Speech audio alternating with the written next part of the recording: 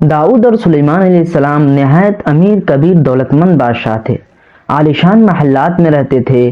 ان کی عالیشان سلطنت کی وسعت کا یہ عالم تھا کہ ہزاروں لاکھوں پہرے دار دن اور رات میں پہرے پر چڑھتے اور اترتے تھے۔ یہ ہیلتھی لائف اسٹائل، یہ دولت، ملکیت، شان و شوکت ان کی وجہ شہرت نہیں بنی، بلکہ داؤد علیہ السلام کی کتاب زبور اور سلیمان علیہ السلام کی ٹیچنگز ہی ان کی وجہ شہرت بنی تھی۔ گوتم بدھ ایک امیر ترین بادشاہ کے بیٹے اور شہزادے تھے۔ نہایت ہیلتھی لائف اسٹائل گزارتے تھے، لیکن یہ سب کچھ ترک کر کے سادگی کی طرف مائل ہو گئے۔ محلات کو چھوڑا، جنگلوں میں بسیرا کیا، انسانی زندگی کی تکلیفوں پر غور کیا، نروان حاصل کیا اور پھر لوگوں کو ٹیچنگز دینا شروع کی، جس کی وجہ سے دنیا بھر میں ان کی شہرت کا چرچا ہے۔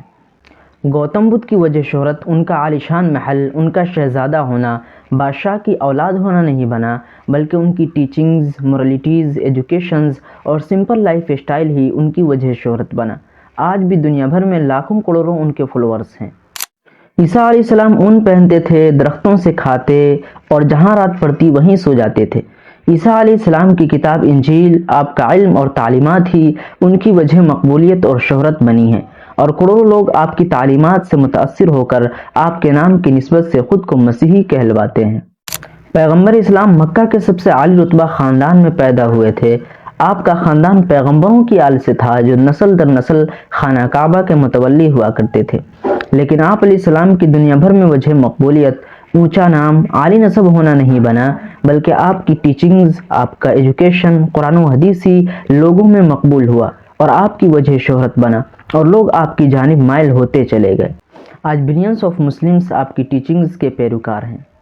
ارسطو، افلاطون، سقراط، امام غزالی، Kant, Arthur Schopenhauer, Nietzsche, Jean Jacques Rousseau, Voltaire, Leo Tolstoy, Anton Chekhov سمیت تمام لٹریری فلاسفرز کیسے مکان میں رہتے تھے، کتنے دولت مند تھے، کیسی غذا کھاتے تھے، کوئی نہیں جانتا، لیکن ان سب کے فلسفہ اور ادب سے سب واقف ہیں۔ ان کا دیا ہوا علم ہی ان کی مقبولیت کی وجہ بنا تھا، اور آج تک دنیا انہیں مانتی ہے۔ دولت، ملکیت اور جائیدادوں سے خاصم خاص ناموری حاصل نہیں ہوتی۔ تاریخ تب بھی یاد رکھتی ہے جب کسی دولت مند نے لوگوں کی فلاح و بہبود کے لیے کام کیا ہو۔ دولت، ملکیت، جائیدادوں کو پرپز آف لائف بنا کر ان چیزوں کے ڈھیر لگانے میں اپنی پوری زندگیاں کھپانے والے مرتے ہی خاک ہو جاتے ہیں۔ ان کے مالوں کا کوئی اور مالک بن جاتا ہے اور انہیں کوئی یاد بھی نہیں کرتا، جبکہ rare, unique education, skills, arts اور کریشنز کے خزانے چھوڑنے والوں کو دنیا اور تاریخ ہمیشہ سنہری حروف میں یاد کرتی ہے۔